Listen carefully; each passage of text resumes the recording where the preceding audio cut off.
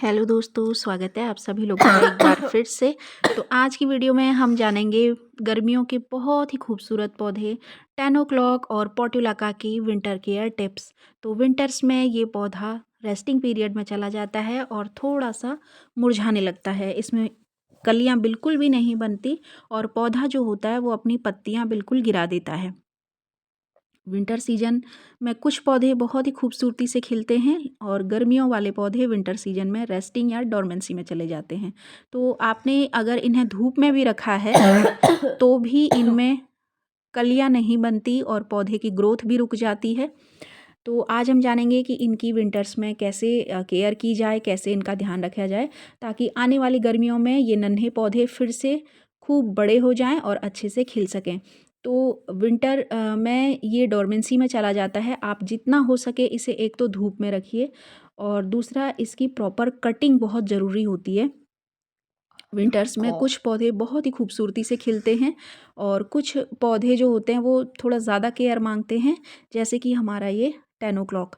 तो 10 ओ क्लॉक और पोर्ट्युलाका एक छोटी सी कटिंग से भी बहुत बड़े पौधे में बदल जाते हैं, लेकिन इस वक्त इन्हें थोड़ी सी केयर की ज़रूरत है।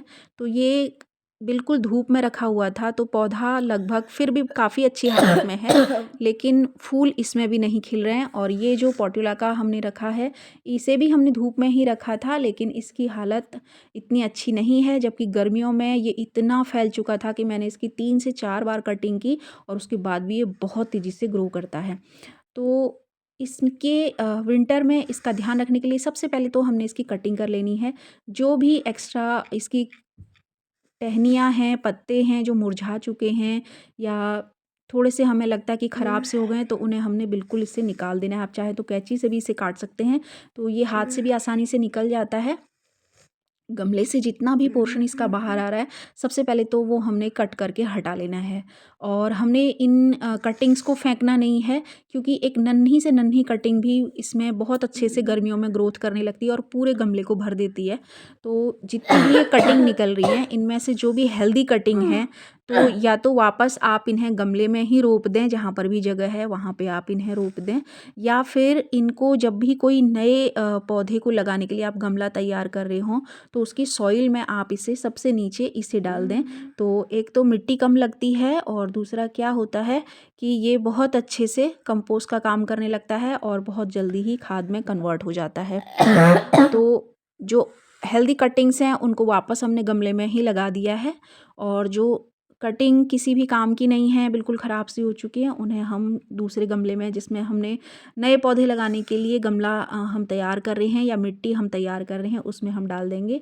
या फिर अभी आप कोई नया पौधा नहीं लगाने जा रहे हैं तो इन सभी कटिंग्स को एक जगह पर इकट्ठा कर दें और सूखने के बाद इसे नए पौधे के लिए मिट्टी तैयार करते वक्त उस मिट्टी में मिक्स कर दें।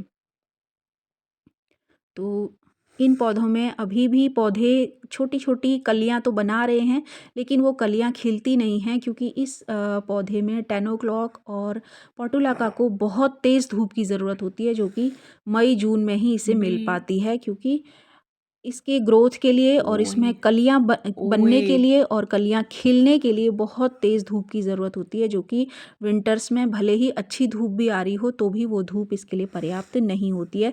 और यही कारण है कि ये पौधा डोरमेंसी में चला जाता है।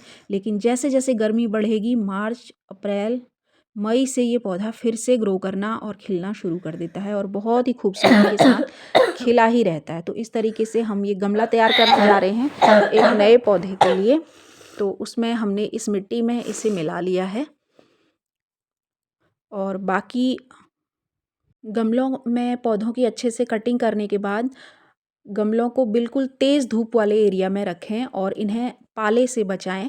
पाला पड़ने से ये पौधे थोड़े और ख़राब हो जाते हैं। आप चाहें तो इनकी अच्छे से कटिंग करके इनमें, अगर गमले में जगह है तो विंटर्स वाले पौधे जैसे कि पिटूनिया, गुलदाउरी, वो भी लगा सकते हैं और वो भी बहुत अच्छे से खिल जाते हैं। और गर्मी आते आते जाड़ों वाले पौधे डोरमेंसी में चले जाते हैं और उसके बाद आप उन्हें हटा दें और ये पौधे ग्रो करने लगते हैं। तो बहुत ही अच्छे तरीके से आप एक ही गमले में दोनों सीजन के पौधों में फ्लावरिंग ले सकते हैं। तो ये एक सिंपल सी टिप है गमले की मिट्टी को और अच्छे से यूज़ करने के लिए, और एक ही गमले में 2 सीजन के फ्लावर हम ग्रो कर सकते हैं। तो ये थी पोर्टुलाका और 10 ओ क्लॉक की विंटर केयर टिप्स। आशा करते हैं वीडियो आप लोगों को पसंद आई होगी। वीडियो पसंद आई हो तो वीडियो को लाइक करें, शेयर करें, सब्सक्राइब करें। Thank you so much.